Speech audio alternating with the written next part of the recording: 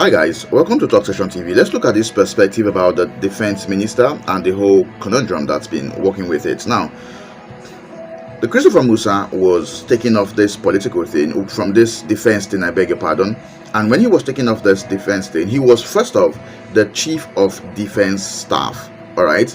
And he was taken off by Tinubu. Why was he taken off? Because Tinubu wanted to overhaul the whole top security force and then have new people come in and then work strategically towards the advancement of security in the country. Now we'll look at some of the growth pattern. Is it on a positive side or a negative side from when this chief of defense, former chief of defense staff, was removed? Now he was removed, and who was appointed was a Yoruba person, General Olufemi Oyulede. I wish I pronounced that rightly, but let's use the name Olufemi, a Yoruba guy who is also a Christian. General Musa is a Christian. He was removed, and when he was removed, don't forget he's a general. He was replaced by someone who is not a Christian. And who was he replaced with? And I want to give a bit of a biography about this this General Musa. He is from Kaduna State, all right? He is a Christian. Now, do not forget, Kaduna State has both Christian and Muslim set of people. He was replaced by a man called Muhammad Badaru. Muhammad Badaru is a Muslim, and do not forget, he just got off from this defense thing with the excuse of health ground. All right, it happens. Now, since when we've had in November, we've had this U.S. government come and talk about genocides, a Christian genocide in Nigeria. That's right.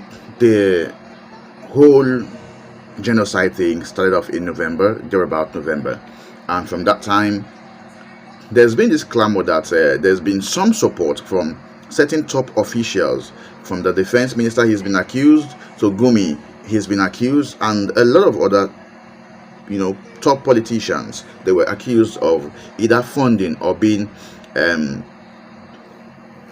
in support or enabling these terrorists, mostly when it involved paying of ransoms and all that. Some people have been on the defense saying that these Fulani people are people who are disgruntled, who have been treated in certain ways, and they've used Niger Delta as a case study, saying Niger Delta agitated for something. Now I'm going to clear that out also. What did Niger Delta agitate for? Their water was bad. They were not employed into the system that provided wealth for the nation. It was their country, it was their state, their land. They had oil spillage. They had their air was even bad at the time. So they were agitating for certain taxations being given to them by the government because their lands were being exploited. It's a different case. Now you would ask a question: what are the Fulanis agitating for? What are they actually agitating for? For someone else's land, right? Now, so the question is, are we sure Ahmed Musa coming back as the defense minister is not to propagate the Christian wantons? What is the Christian wanton? The Christian wants a person that they can relate with. They can actually say is a person to fight these terrorists, to fight these bandits, to fight this. So is this a plot to satisfy the Christians? So we have seen situations where the defense minister have been frolicking with certain top pastors and church bodies, which I wouldn't mention names. Now, so is Musa a person they are giving out to saying this person is who we want to help us fight the genocide? Is this also in a way trying to settle or sort out the US claim? Because if we have a Muslim on the seat there who is saying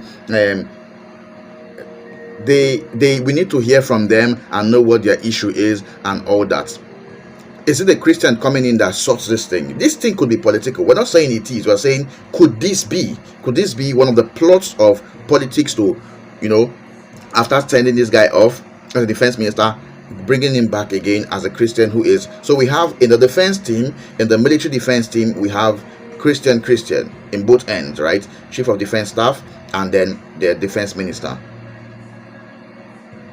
Now, why was he removed before? Were there certain levels of incompetence in his part? What makes him a better candidate right now? Why is he being brought back after being removed? Now, he was removed as a what? CDA or CDS, I mean. Now, after that, he's being brought back as the defense minister.